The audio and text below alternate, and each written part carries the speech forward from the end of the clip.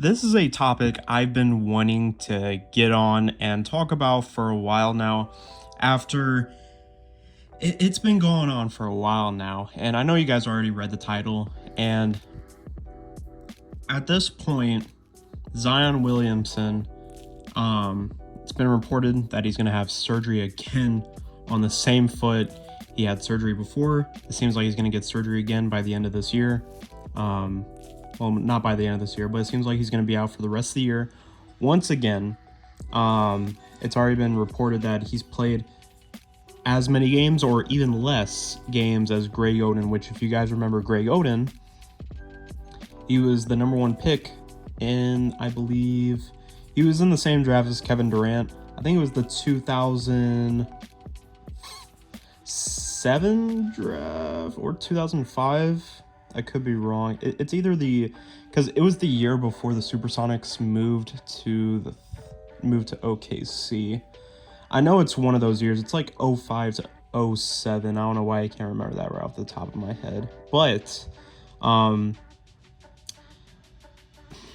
from just knowing that, it's crazy to think how Zion Williamson was the first pick, and we believed he was going to be this generational talent.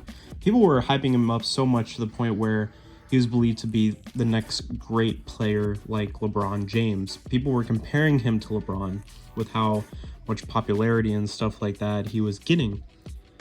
And now he's getting compared to Greg Oden, which, by the way, Greg Oden, people say he's a bust. I don't think I can label him a bust because he had so many injury issues. It kept him from being able to go to his full potential as a player, and I don't think that's fair for him. Like, if you know his injury history, the reason he got injured so much in his legs and his feet and stuff is just because growing up he actually hopefully I'm right, but last time I checked, I'm pretty sure injury wise the reason he got injured so much is because as he grew up he actually didn't know how to walk correctly. So if you don't know how to walk correctly, basketball is going to be hard, especially when you're above 7 feet. And when you don't know how to walk properly or land properly, that's wear and tear automatically on your legs and feet. It's going to catch up to you sooner or later, especially when you're getting in your 20s and you start peaking at certain ages and stuff like that. So that's what happened to him. Zion issue is, that's not his issue. It's the issue that he's going at full-on 280 or higher on his weight and putting too much weight on his lower body. And that's what's causing him so much injuries, is that he's not conditioning himself properly. And that's just the fact of the matter. I mean, it's just true. Some people try to say it's like, people call it like fat shaming. It's not fat shaming. I mean, we're literally just speaking the facts. I mean, what's injuring him? Let's be honest. Like, tell me what is the reason why he's getting injured so much? If we're being honest, and I'm not saying he's like fat or anything, I'm saying he's just not well conditioned. Like, he's not in the right conditioning state to play basketball. And when he plays, he just gets injured too much because he's too overweight, because he's putting too much pressure on his lower body. I'm not saying he's fat, but I'm saying he's over the weight he needs to be in the right condition so he doesn't injure himself all the time. And that's what he's doing. He's bringing down over 280 pounds of pure muscle and fat and whatever he has in that body going to the floor when he jumps over 40 inches to dunk the basketball, and then coming down on that. If you play basketball, you know that that's not, you can't keep that going over a period of time. Like, you just can't keep that consistent and not expect your legs to go out, or your feet or anything like that in your lower body. You just can't do that.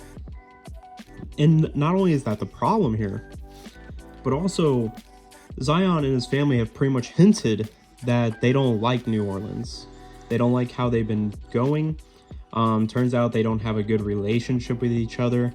It seems like the Pelicans don't really listen to Zion, which I can honestly understand. Like, And I don't think the Pelicans are listening to their star player, really. I mean, I get Zion is injured, but they have not done a good job of communicating to Zion. And I know that can be just rumor, but it's pretty obvious to me that that's the way it's going, because there have been several players that the Pelicans have gotten rid of for no reason, in my opinion, that they could have kept easily to help build around Zion.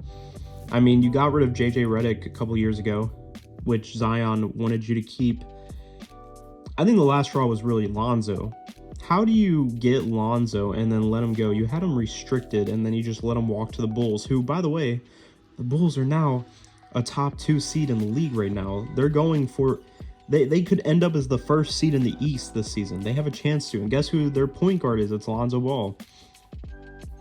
And Lonzo was literally one of the best point guards you could pair with Zion. He was perfect. Perfect pairing for that.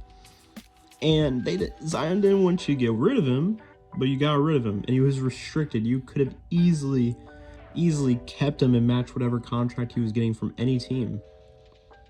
But you didn't want to keep him. So, from this standpoint, in my opinion, it's over. I don't think Zion's going to stay on this team forever. I really don't. From what it's looking like, Zion is probably not even going to get his contract extended at this point if he really wants to. I mean, what I think could happen is he might get a contract extension. He might extend his contract with the Pelicans just because he needs stability, security right now, because of his injury history right now. He really does need to make sure he locks down a contract here. So, and because the only chance he's going to be able to get a better contract is the Pelicans are probably going to be the best team here that's going to offer him the highest contract, unless Zion, if he's not really all about the money. I mean, he has a bunch of brand deals, so he could easily opt out totally. I mean, we'll see. Would I be surprised if he opted in for the contract extension? No, but I think there's a chance it could go both ways here. I think it's a 50-50 really. I think, obviously, I don't know Zion as a person or anything like that, but depending on how he thinks here, if he wants to be able to make money and be in a good place here, he's like, hey, I've been injured for the past couple seasons, and I know the Pelicans are going to be the only ones to give me a big enough contract right now, then I'll just opt in for a contract extension for this, and then once that contract is up, I'm out of here because I got my over $100 million contract from the Pelicans.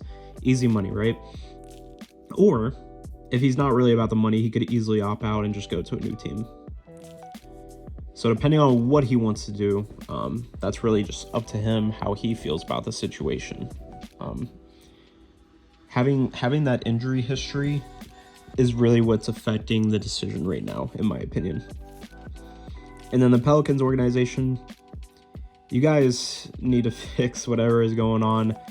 David Griffin, bad GM. He's one of the worst GMs in the league right now, in my opinion. You need to get rid of him. He's terrible. And turns out he's not really good. Being great in like the front office, not just the front office side, but also like as a like a friend, like great at building relationship with players and stuff. Which you don't have to be like the head coach and build like unbreakable bonds or whatever like that, but you still need to have a relationship with players and stuff. And it turns out it isn't like that. So I just don't like the Pelicans, what direction they're going, and as a franchise, they just look terrible still. Even after the whole Anthony Davis situation, you would have thought they would have learned by now, but they haven't. I mean, it really goes both ways here. I don't think it's really I don't think anyone is the main person to blame here in this situation. I think they're all to blame. I think you can blame Zion, the organization. I think you can blame all of it, and I think that's why it's turning into a freaking dumpster fire over there right now. And I just feel bad for Pelicans fans that they have to go through this once again with having a star talent who they're probably not going to have anymore, just like Anthony Davis, and they're going to have to stick with a franchise that just keeps ruining ruining their years of watching NBA basketball.